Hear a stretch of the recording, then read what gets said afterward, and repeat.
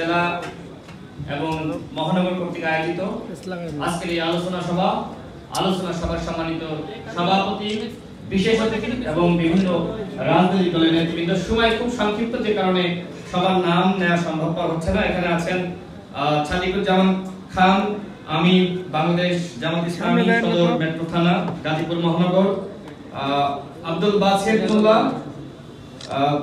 বাংলাদেশ ইসলামী ছাত্র শিবির গাজীপুর জেলার সংগ্রামী সাবেক সভাপতি। এছাড়া আছেন আমাদের গণ অধিকার পরিষদের গাজীপুর জেলার সদস্য সচিব মোহাম্মদ হোসেন ভাই, মোহাম্মদ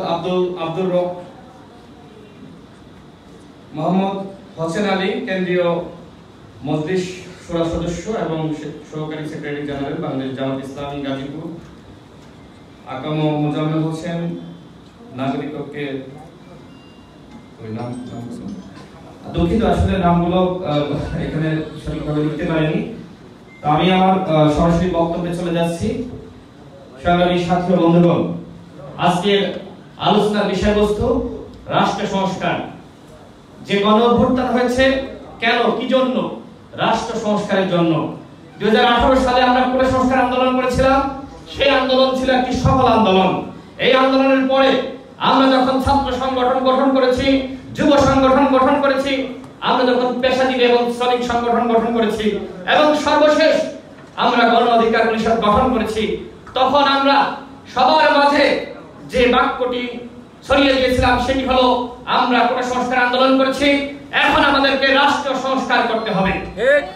আমরা এখন রাষ্ট্র সংস্কারের যে লড়াই, সেই লড়াই আমরা চালিয়ে যাচ্ছি। গত 5 আগস্ট শেখ হাসিনা স্বৈরাচার বাংলাদেশ ছেড়ে তার দাদাবাবুদের রাষ্ট্র ভারতে হেলিকপ্টারে চড়ে পালিয়ে গিয়েছে। শেখ হাসিনা পালিয়ে গিয়েছে, কিন্তু তার দোসররা কিন্তু পালিয়ে যায়নি। আজকে প্রশাসন থেকে শুরু করে সর্বত্র, এমনকি বিরোধী দলের মধ্যেও আওয়ামী দোসররা বিরাজ করছে। সেই আওয়ামী দোসররা আজকে বিভিন্ন জায়গায় লুট করছে, আজকে বিভিন্ন জায়গায় হানাহানি করছে, নির্যাতন করছে, নিপীড়ন করছে, প্রতি বিপ্লব ঘটানোর চক্রান্ত করছে। কিন্তু বাংলাদেশে কোনো প্রতি বিপ্লব আমরা হতে দিব না। আওয়ামী লীগ যতই চক্রান্ত করুক না কেন, আওয়ামী লীগের চক্রান্ত এর আগে আমরা রুখে দিয়েছি। সচিবালয়ের সামনে একের পর এক চক্রান্ত করছিল, সেখানে আনসার কু ঘটানোর চক্রান্ত করেছিল। আমাদেরকে বলা হয়েছিল এটি বন্ধ করার জন্য, আমরা গিয়েছিলাম এবং আনসার কু আমরা উৎখাত করে দিয়েছি। বিচার বিভাগে সেখানে কু ঘটানোর চক্রান্ত হয়েছিল, সেখানে আমরা গিয়েছি, সেই বিচার বিভাগীয় কু আমরা নস্যাৎ করে দিয়েছি। এরকম বিভিন্ন জায়গায় একের পর এক আন্দোলন সৃষ্টি করা হচ্ছে, দেশকে অস্থিতিশীল করার চক্রান্ত করছে। আমরা সকল চক্রান্ত ঐক্যবদ্ধ থাকার মাধ্যমে রুখে দেব ইনশাআল্লাহ। এখানে বাংলাদেশ জামাত ইসলামী নেতৃবৃন্দ বক্তব্য রেখেছেন, বিএনপির নেতৃবৃন্দ আসার কথা ছিল, কিন্তু তারা কেন আসেননি জানি না, আমাদের নেতৃবৃন্দ বলতে পারবেন। আমরা আগামীতে চাই জাতীয় ঐক্য এবং সংহতির সরকার। কারণ কি বন্ধুগণ?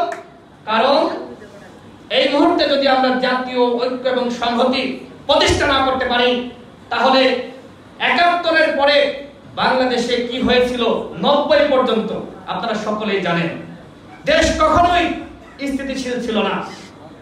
একজন ক্ষমতা দখল করে তাকে হটিয়ে আরেকজন, এরকম বারবার কিন্তু ক্ষমতার পালাবদল হয়েছে। দেশে কোনো সাস্টেইন অবস্থা ছিল না।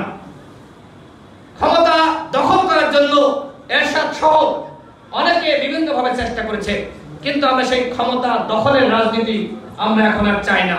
আমরা চাই স্বাধীনতার পরে সিদ্ধান্ত নিতে ভুল হয়েছিল, যে কারণে জাতি এবং দেশ এক ধরনের ব্যর্থ হয়েছে। স্বাধীনতার ৫৩ বছর পরে আমরা নতুন করে স্বাধীন হয়েছি। এখন আমাদেরকে অবশ্যই ঐক্য এবং সংহতির রাজনীতি আমাদের প্রতিষ্ঠা করতে হবে। একজন আনন্দের উত্তর দেন, একজন উত্তর দেন। আমি বক্তব্য বাড়াবো না, প্রোগ্রামটা যেভাবে সম্পূর্ণ হওয়ার কথা ছিল অনেকে বক্তব্য রেখেছে, যে কারণে আসলে আমার সর্বশেষ বক্তব্যের সময় খুবই সীমিত। একজন আনন্দের উত্তর দেন, আমি অল্প সময়ের মধ্যে শেষ করব। তো আমি যেটি বলছিলাম, আমরা দ্বিতীয়বার স্বাধীন হয়েছি, আমাদেরকে এখন ঐক্য এবং সংহতি প্রতিষ্ঠা করতেই হবে। জনগণের মধ্যে কোনো বিচ্ছেদ, কোনো বিভেদ থাকা যাবে না।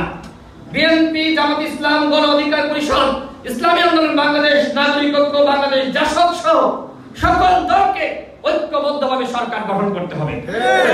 বিএনপির ভারপ্রাপ্ত চেয়ারম্যান জনাব তারেক রহমান তিনি গত পরশুদিন ঘোষণা দিয়েছেন আগামীতে জাতীয় সরকার গঠন করা হবে। এই ঘোষণা, এই বক্তব্য শুধু তার একার নয়।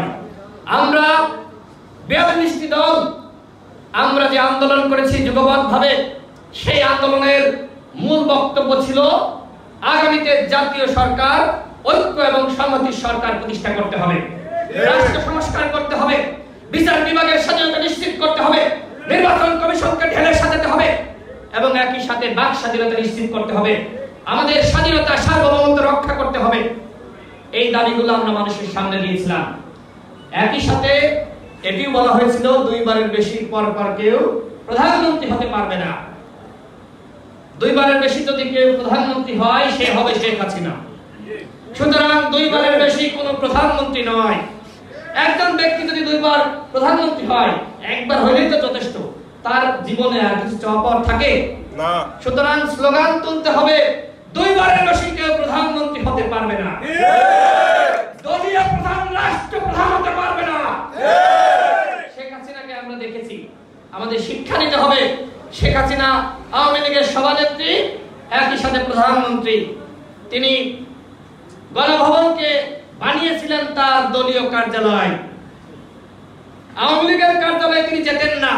সুতরাং এই কারণে আমাদেরকে দলীয় প্রধানকে রাষ্ট্রপ্রধান হতে দেওয়া যাবে না। এই যে রাষ্ট্র সংস্কারের রাজনীতি শুরু হয়েছে, এই রাজনীতি শুধুমাত্র গণ অধিকার পরিষদের রাজনীতি না, এই রাজনীতি বিএনপির রাজনীতি, এই রাজনীতি বাংলাদেশ জামাত ইসলামের রাজনীতি, এই রাজনীতি নাগরিক ঐক্য বাংলাদেশ জাসদের রাজনীতি, এই রাজনীতি বাংলাদেশের প্রত্যেকটি বামপন্থী এবং ইসলামিক রাজনৈতিক দলগুলোর রাজনীতি।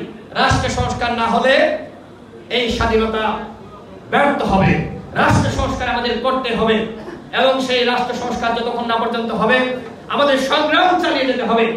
সংগ্রাম ব্যতীত কখনোই স্বাধীনতা সার্বভৌমত্ব রক্ষা করা যায়নি। বন্ধুগণ, আমরা স্বাধীনতা অর্জন করেছি, 71 অর্জন করেছিলাম, কিন্তু কি আসলে প্রকৃত স্বাধীনতা আমরা পেয়েছি? না, আমরা প্রকৃত স্বাধীনতা পাই নাই। কারণ 71-এর পরে শেখ মুজিব বাকশাল কায়েম করেছিল, মানুষ তার সমালোচনা করতে পারত না। কিন্তু বাংলাদেশের গণতন্ত্রকে সর্বপ্রথম গোলাপি হত্যা করেছিল শেখ মুজিব। এই মিথ্যা বন্ধুগণ? এতদিন আমিও বলতে পারি নাই, এখানে আমাদের জামাত ইসলামী মহানগরের আমির সাহেব আছে, সেও বলতে পারে নাই, বিএনপির কোন নেতা বলতে পারে নাই। কিন্তু এটি এখন বলার সময় এসেছে, বাংলাদেশে সর্বপ্রথম গণতন্ত্রকে হত্যা করেছে শেখ মুজিব। তিনি বঙ্গবন্ধু ছিলেন। 71-এর আগে আন্দোলন সংগ্রামে তার ব্যাপক ভূমিকা ছিল। 71-এর পরে তিনি যখন শাসক হন, তিনি পদে পদে ভুল করেছেন, বাংলাদেশের গণতন্ত্রকে হত্যা করেছেন। তারপরেও তার ভূমিকা আছে, অবদান আছে। কিন্তু আজকের আওয়ামী লীগ, শেখ হাসিনা বাংলাদেশে যা করেছে, গুম করেছে, খুন করেছে, সর্বশেষ নির্বিচারে মানুষকে পাখির মতন গুলি করে হত্যা করার নির্দেশ দিয়েছিল, গণহত্যা চালিয়েছে। একটি দল গণহত্যার পরে কখনোই ক্ষমা পেতে পারে বন্ধুগণ? একটি দল গণহত্যার পরে রাজনীতি করতে পারে বন্ধুগণ? আওয়ামী লীগের রাজনীতি গেজেট প্রকাশের মাধ্যমে আইন করে নিষিদ্ধ করতে হবে। এই গাজীপুর থেকে বলছি, আওয়ামী লীগের রাজনীতি যদি এই অন্তর্বর্তীকালীন সরকার নিষিদ্ধ না করে, তাহলে এই অন্তর্বর্তীকালীন সরকারের বিরুদ্ধে জনগণ আন্দোলন করবে। আমাদের সবার দাবি এই সরকারের কাছে আওয়ামী লীগকে নিষিদ্ধ করতে হবে। এরকম ফ্যাসিস্ট দল, খুনি দল, মাফিয়া তন্ত্র তারা কায়েম করেছে, গুম করেছে, আইনাগর সৃষ্টি করেছে, তারা বাংলার মাটিতে কখনোই রাজনীতি করতে পারবে না। তাদেরকে আমরা রাজনীতি করতে দিব না, তাদেরকে নিশ্চিহ্ন করে দেওয়া হবে। এই গাজীপুরে আমরা দেখেছি সাবেক মুক্তিযুদ্ধ বিষয়ক মন্ত্রী জাহাঙ্গীর, মেয়র জাহাঙ্গীর এবং আরেকজনের নাম কি, জাহিদ হাসান রাসেল, এরকম চমকি আরো আছে, নাম আপনারা বলবেন। এরা গাজীপুরে মাফিয়া তন্ত্র কায়েম করেছিল। এই এলাকায় সাধারণ মানুষ কথা বলতে পারে নাই, সাধারণ মানুষকে জিম্মি করা হয়েছিল। আজকে বিএনপির মতন বড় দল, জামাতের মতন বড় দল গাজীপুরে একটা মিছিল করতে পারে নাই, গণ অধিকার পরিষদ কোনো সভা সমাবেশ করতে পারে নাই। কিন্তু বন্ধুগণ, সবকিছুর শেষ আছে, ফয়সালা উপর থেকে হয়। পবিত্র কোরআনের প্রত্যেকটি বাক্য সত্যে প্রমাণিত হয়েছে।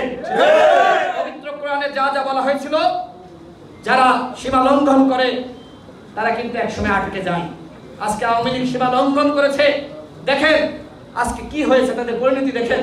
তারা 15 বছর ধরে এই প্রশাসনকে সাজিয়েছিল, কিন্তু ওই বালুর পাহাড়ের মতন তাদের সেই শক্তি, সামর্থ্য, সাংগঠনিক সক্ষমতা সব ভেঙে পড়েছে। সুতরাং এখন যারা বিরোধী দলে রয়েছেন বা আমরা যারা রয়েছি, আমাদেরকে আওয়ামী লীগ থেকে শিক্ষা নিতে হবে।